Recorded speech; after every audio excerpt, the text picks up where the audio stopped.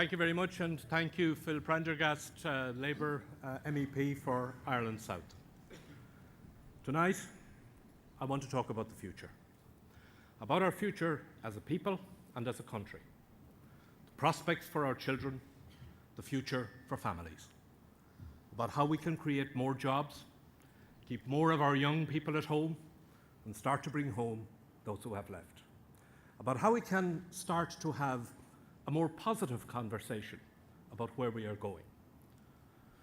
But these are still difficult times, some of the most difficult in the 95-year history of our state. And it's hard to talk or even think about the future while we are still coping with the present, juggling all the pressures to make ends meet, feeling squeezed on all sides, still trying to claw our way out of the crisis. The people of this country didn't cause the crisis, and the Labour Party didn't cause it either. But 1,000 days ago, when Labour took on the responsibility of government, this country was broke, and the government that broke it was itself broken. They had handed the deeds of the country to the banks, and they had surrendered the keys to the Troika when the IOUs were called in. These past few years have been tough, and we still have a distance to travel. But for the first time since the crisis began, we can dare to hope again, to face the future, and to see a way forward for ourselves as individuals, as families, and as a people. Before the last election, Fianna Fáil had brought this country to its knees.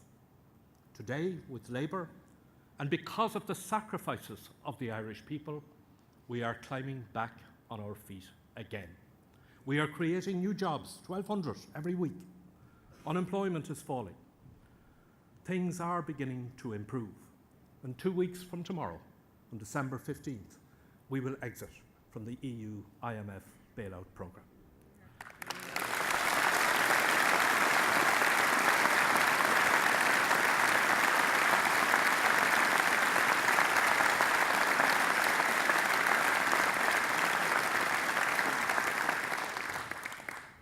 We are getting back on our feet, and now we must step forward to the next stage, ending the seemingly endless crisis.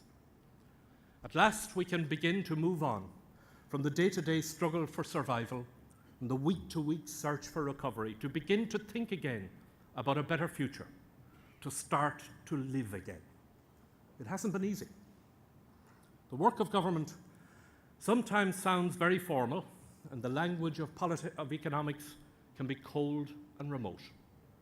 But really, when it comes down to the essentials, managing a country is not that much different from managing a home or a business.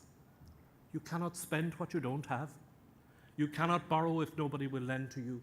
And anyway, you should never borrow too much because it has to be paid back. And when you're short of money, you have to make some very difficult choices. There were times, especially in the early stages in 2011, when I feared we wouldn't make it. What happens if a country runs out of money? How in those circumstances do you keep the schools and the hospitals open and keep the police on the streets? How do you persuade the job creators to invest?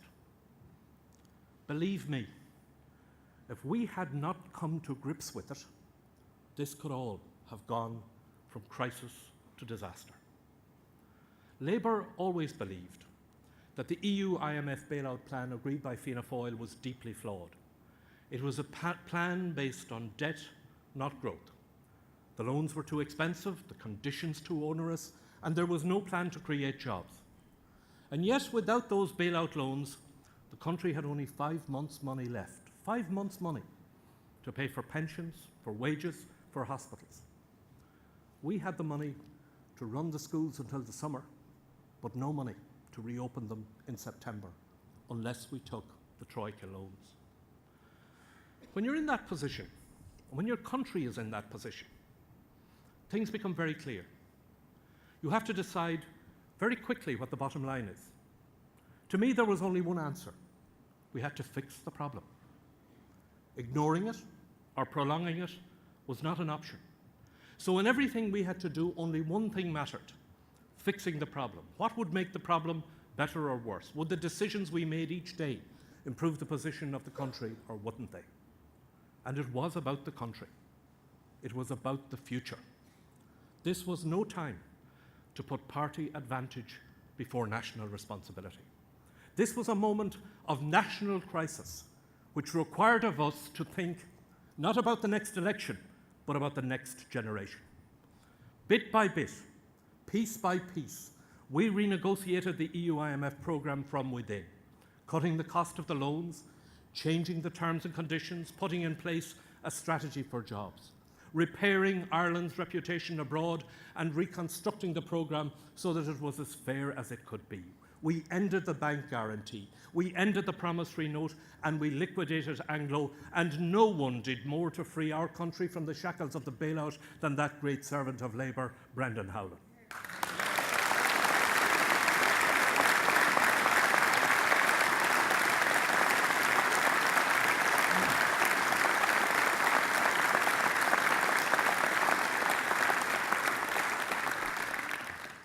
It could, of course, have been very different. If Labour had not done what Labour has done, we could all be here tonight, perhaps in the political comfort of opposition, but instead of exiting the bailout, our country would be going into a second one, with workers facing a collapse in their wages, our schools, hospitals and pensioners facing huge cuts in their money, and hundreds of thousands of jobs being lost as investors drew away from a failing economy. The future would look very different then, as we would be facing a sentence of maybe 20 years austerity before we could recover. Not everyone has been happy with some of the decisions that we've had to make. I understand that, and I accept responsibility for it. But we always knew that this was going to be tough, and it has been. This is not a Labour government or a Labour-led government. It is a coalition government. Labour and Fine Gael are different parties, sometimes with very different approaches and instincts. A lot of our battles have been fought in private and our compromises made in public. That is in the nature of coalition government. But we are both agreed on the necessity and urgency of recovery, and we are both determined to see it through, and we will. And I want to acknowledge in particular the pragmatic and honourable approach of the Taoiseach and Kenny in all of the work that we do together.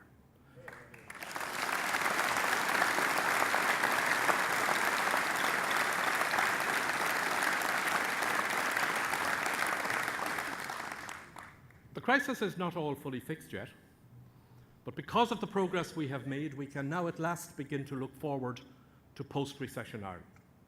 And because Labour is the party of work, the creation of jobs is the first item on our agenda for the future. Labour has always argued that economic recovery is not just about balancing the budget and getting the deficit down. That, of course, is important, and we are determined to complete the job.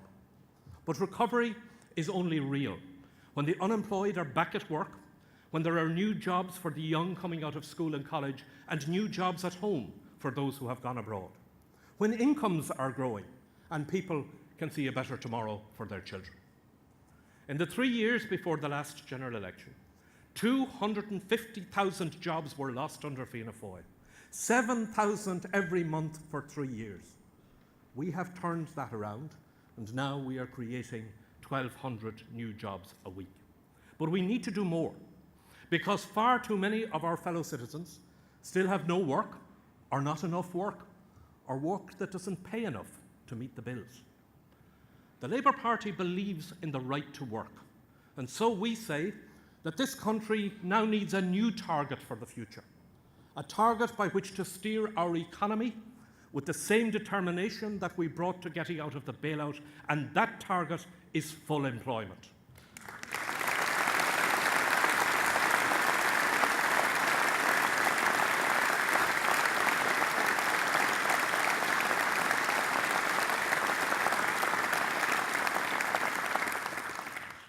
Full employment is not something we can achieve overnight, but we can get there if we work at it today and every day and plan for tomorrow. And that is why we have included 25 new measures in the recent budget to support job creation, including keeping the reduced VAT for the hospitality sector, That is why we introduced tax relief for home improvements, which will lead to more jobs in construction, which is on top of what we have already done to support jobs through building schools and other public projects as part of the stimulus package announced by Brendan Howell. We need the construction industry to come back up to a normal level of activity, not to the levels of the boom, but enough to provide homes for those who need them and jobs for some of the many thousands of building workers who have no work. To support that drive for jobs, we need investment. So we are creating a €6 billion strategic investment fund to generate more and better jobs. A future of unemployment or underemployment is no future for our young people. And that is why Labour, and Joan Burton in particular, led the initiative at European level to establish the Youth Guarantee, and now we must work to make it a reality so that no young person under 25 will be out of work or education or training for longer than a few months.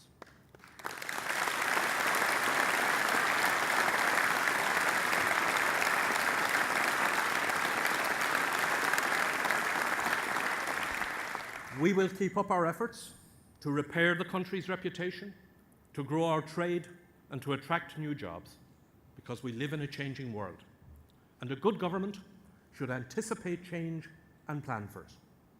Within a decade, China will be the largest economy in the world, and the centre of economic gravity across the globe will have shifted to emerging markets like Indonesia and Brazil. We have to build up new relationships with those countries so that we can trade with them.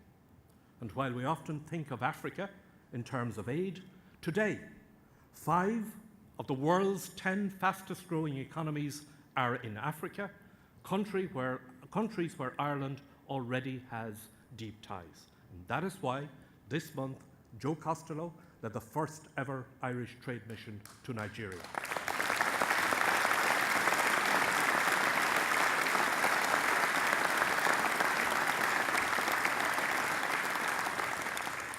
Full employment is our new economic goal, but it's not about having any old job. We want our people to have good jobs that can generate a living income. Labour is right to set our face against those who would have used the crisis to make Ireland a low-wage economy and to drive a race to the bottom.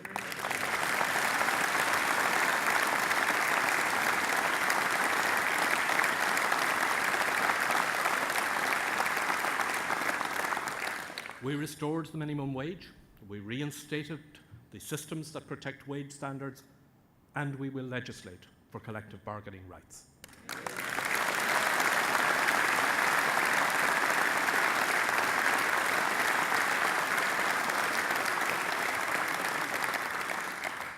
We want people who work hard to earn enough to be able to support their family and to give their children the best possible start in life. We want to ease the pressure on working families. We are extending the book rental scheme to help families with the cost of school books. We are giving parents a voice in the cost of school uniforms, and we are extending free GP care to children aged 5 and under. We want to release those people who are trapped under the burden of debt. We have changed the law to give people better options for dealing with unsustainable debts and mortgage arrears, and the Personal Insolvency Service is now up and running.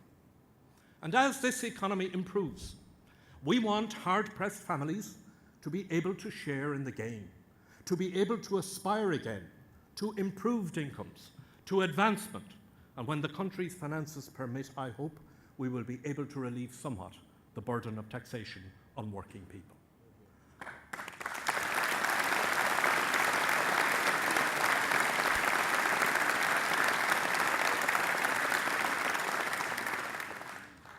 I'm here because I believe in making our country better. I believe in an Ireland that reflects the basic decency of our people. I believe in building a country that offers a fair break for those who want to work hard and provide for their families, that offers opportunity and the security of knowing that if things go wrong, you're not on your own. Labour believes that healthcare is not a commodity to be bought and sold. We believe in universal health insurance because we want the best possible health service for everyone. Free GP care for under 5s is the first instalment of our plan to radically reform the health service, and I want to commend the great work that Alex White and Kathleen Lynch are doing in the Department of Health in building up primary care and developing community mental health services.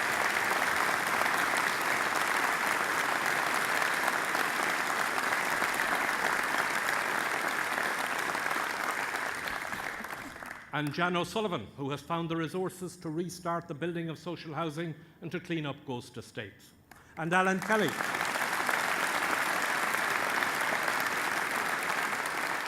Alan Kelly, who is redefining and modernising public transport. And Sean Sherlock, who is leading in research and innovation to attract the jobs of the future. And Rory Quinn, who in the toughest of times has not increased class sizes and who in less than 3 years has built 2,700 new classrooms,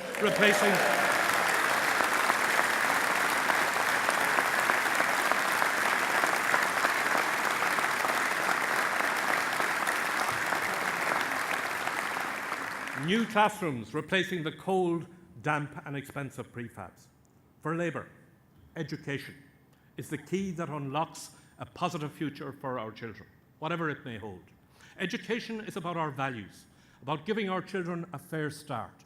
And that is why Rory is leading an overhaul of our education system, starting early by getting the basics right with a renewed focus on literacy and maths, reforming the junior cert to make it more relevant, and with Pat Rabbit, finding the resources to connect every second-level school to high-speed broadband.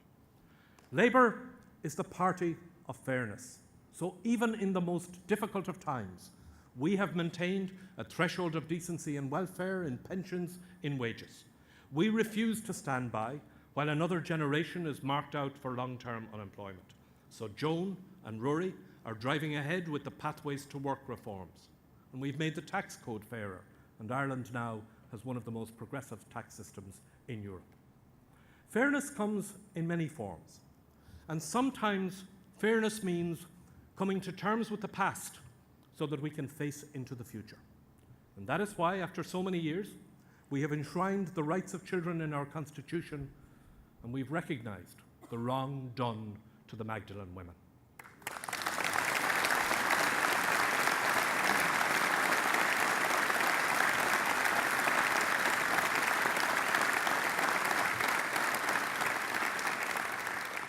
It is also why this week, with Frances Fitzgerald, I launched the next phase of the ABC programme, aimed at breaking the cycle of poverty in some of our most disadvantaged communities, targeting resources to deal with the causes of poverty in the very earliest years of a child's life.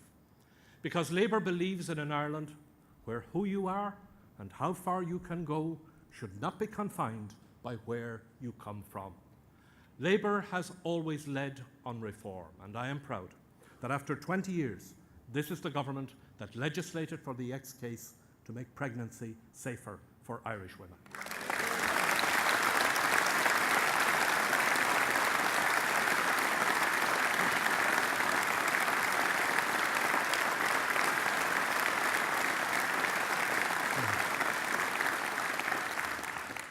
But we have to do more.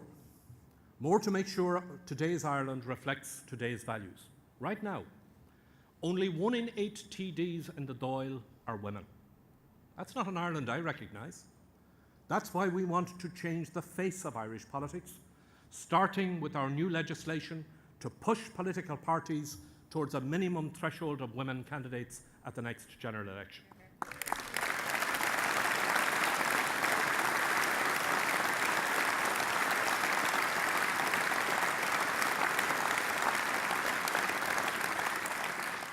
And we will build on the pioneering work of the Constitutional Convention, another Labour idea in action, to put to the Irish people the right of gay people to marry, a referendum we will fight and we will win in 2015.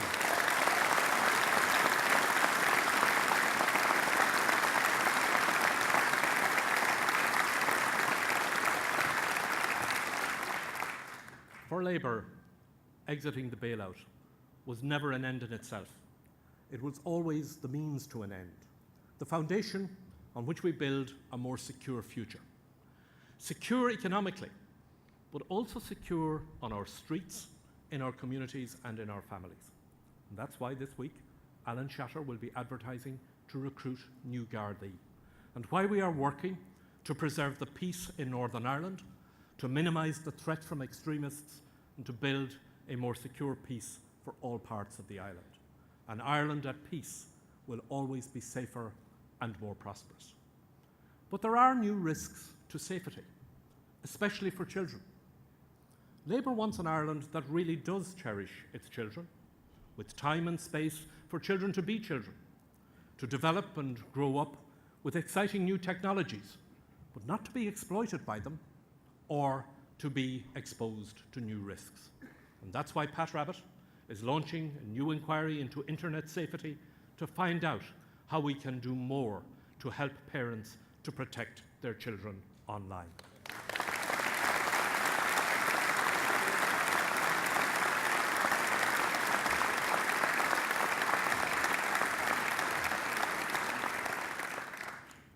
Labour in government has made choices, and they were the right choices, because the plan is working. The economy is starting to recover, jobs are being created, we are climbing back onto our feet again. But I know there are people right across this country tonight who don't really feel that. People who are living from day to day and from week to week, worried about how they'll cope with an unexpected bill, like if the washing machine breaks down or someone gets sick. Grandparents who watched the toy show last night and thought of what they might send to the grandchild they can only see on Skype. People who don't dare to hope because the future is too frightening. A new generation paying the price of bad politics in hardship and separation. We cannot go back to the politics of the past. No going back to Boom and Bert. No going back to the Ireland run for golden circles with an economy built on sand. Our people deserve more than that, and our country deserves better than that. We have come too far, and we have been through too much. The progress we have made is due to the hard work and the endurance of the people of this country, and I thank them from the bottom of my heart. There is again a future.